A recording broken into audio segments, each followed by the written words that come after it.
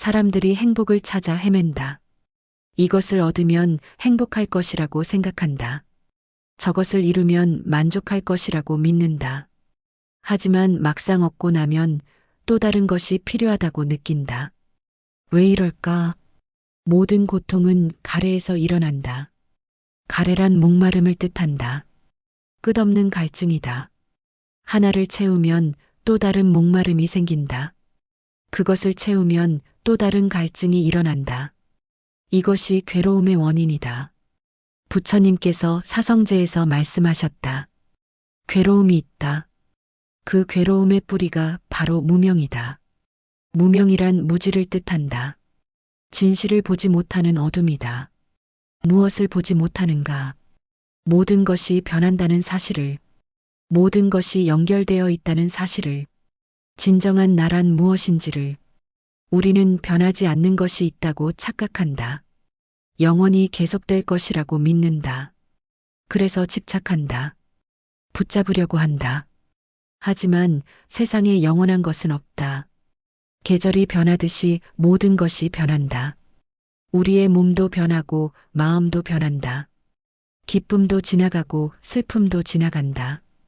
법구경에서 부처님은 말씀하셨다. 모든 형성된 것은 무상하다. 생겨났다가 사라진다. 머물러 있는 것은 없다. 이 진리를 깨닫지 못하니까 괴롭다. 좋은 것은 영원하기를 바라고 나쁜 것은 빨리 사라지기를 바란다. 하지만 그런 바람과 상관없이 모든 것은 변한다. 그렇다면 어떻게 해야 할까?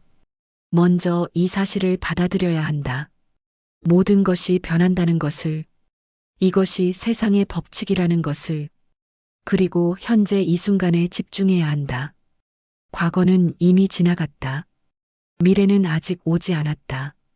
오직 지금 이 순간만이 실재한다. 부처님은 말씀하셨다. 과거를 쫓지 말고 미래를 바라지 말라. 현재를 분명히 관찰하라. 지금 이 순간 숨을 쉬고 있다. 지금 이 순간 마음이 작용하고 있다. 이것을 알아차리는 것. 이것이 무명에서 벗어나는 첫걸음이다. 부처님께서 사성제에서 두 번째로 말씀하신 것이 집착이다. 가래라고도 한다. 이것이 모든 괴로움의 원인이다. 집착에는 세 종류가 있다. 감각적 즐거움에 대한 집착, 존재에 대한 집착, 무존재에 대한 집착. 사람들은 보통 첫 번째만 생각한다. 좋은 음식, 좋은 옷, 좋은 집에 대한 집착. 하지만 더 깊은 집착이 있다. 나라는 존재에 대한 집착. 이런 내가 계속 존재해야 한다는 집착. 또는 이런 괴로운 상황에서 벗어나야 한다는 집착. 부처님은 말씀하셨다. 집착하는 자에게는 동요가 있고 집착하지 않는 자에게는 동요가 없다. 집착이 있으면 마음이 흔들린다. 얻고 싶은 것을 못 얻으면 괴롭다. 가진 것을 잃을까봐 두렵다. 싫어하는 것이 다가오면 화가 난다. 좋아하는 것이 사라지면 슬프다. 이 모든 감정의 뿌리가 집착이다. 그렇다면 집착을 어떻게 놓을까? 먼저 집착의 허상을 봐야 한다. 우리가 집착하는 모든 것이 변한다는 사실을. 몸도 변하고 마음도 변한다. 관계도 변하고 상황도 변한다. 변하는 것에 집착하는 것은 물을 움켜쥐려는 것과 같다. 아무리 꽉 쥐어도 손가락 사이로 흘러나간다. 아침에 일어나서 밤에 잠들 때까지 얼마나 많은 것들이 변하는지 관찰해 본다. 날씨가 변하고 기분이 변한다. 생각이 변하고 감정이 변한다. 몸의 감각도 계속 변한다. 변하지 않는 것이 하나도 없다. 이것을 깊이 관찰하면 집착이 자연스럽게 약해진다. 변하는 것에 매달릴 이유가 없어진다. 부처님은 말씀하셨다. 건강이 최고의 이익이고 만족이 최고의 재물이다. 만족하는 마음, 지금 가진 것에 감사하는 마음, 이것이 집착을 놓는 열쇠다. 부처님께서 강조하신 것 중 하나가 자비다. 자비란 중생의 괴로움을 덜어주고 싶어 하는 마음이다. 모든 존재가 행복하기를 바라는 마음이다. 왜 자비가 중요할까? 우리는 모두 연결되어 있기 때문이다. 나의 행복과 남의 행복이 따로 있지 않다. 내가 괴로우면 주변도 괴롭다. 내가 평안하면 주변도 평안해진다. 법구경에서 부처님은 말씀하셨다. 원한은 원한으로 멈추지 않는다.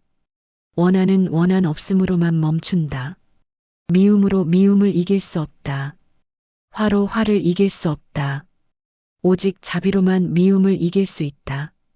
그렇다면 자비심을 어떻게 기를까?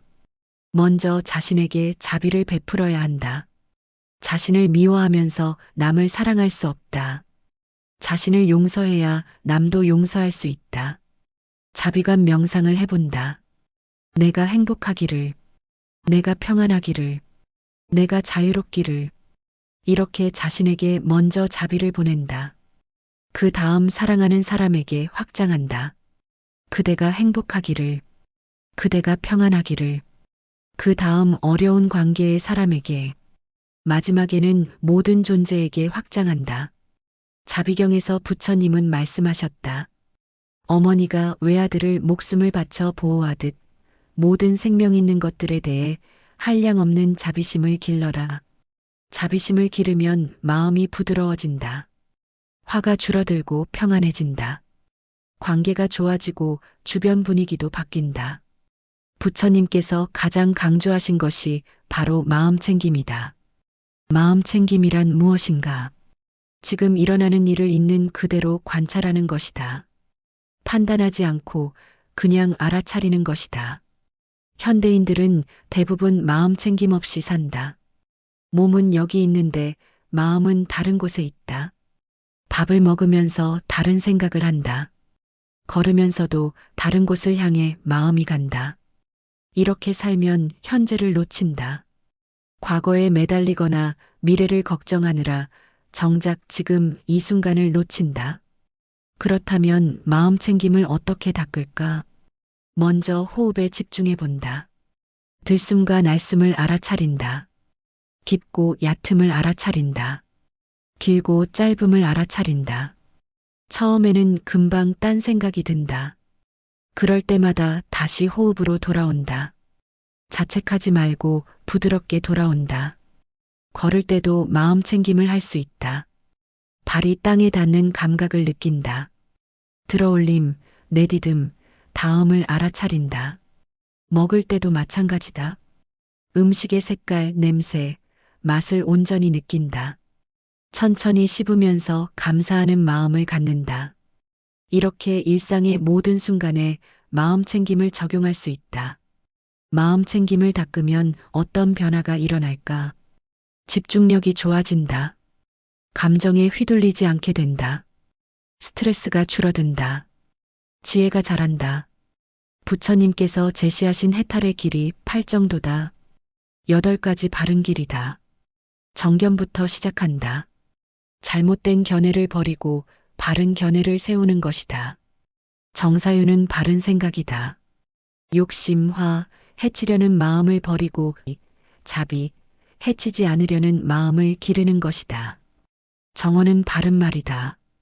거짓말, 이간질, 거친 말, 쓸데없는 말을 하지 않는다. 진실하고 화합을 이루며 부드럽고 유익한 말을 한다. 정업은 바른 행동이다. 생명을 보호하고 주지 않는 것을 취하지 않으며 성적 비행을 하지 않는다. 정명은 바른 생활이다. 남에게 해를 끼치는 일로 생계를 유지하지 않는다. 정당한 방법으로 살아간다. 정정지는 바른 노력이다. 아직 일어나지 않은 악한 마음이 일어나지 않게 노력한다. 이미 일어난 악한 마음을 없애려 노력한다.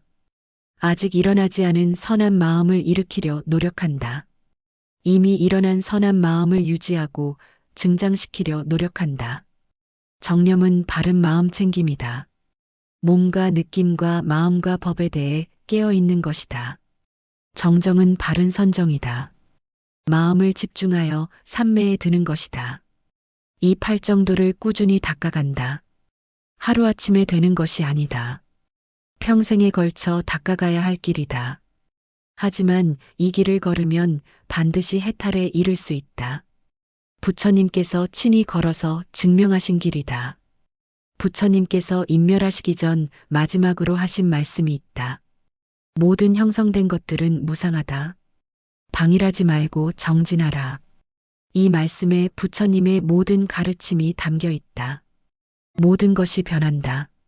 그러니 방일하지 말고 깨어 있어야 한다. 꾸준히 정진해야 한다. 부처님의 가르침은 2500년이 지난 지금도 유효하다. 인간의 마음은 그때나 지금이나 같다. 욕심내고 화내고 어리석어한다. 하지만 동시에 지혜와 자비의 가능성도 갖고 있다. 누구나 부처가 될 수 있다. 이것이 부처님의 가르침이다. 여러분 안에도 부처성이 있다. 다만 무명의 구름에 가려져 있을 뿐이다. 오늘부터 시작해보자. 작은 것부터 시작해도 된다. 하루에 10분만 명상해보자.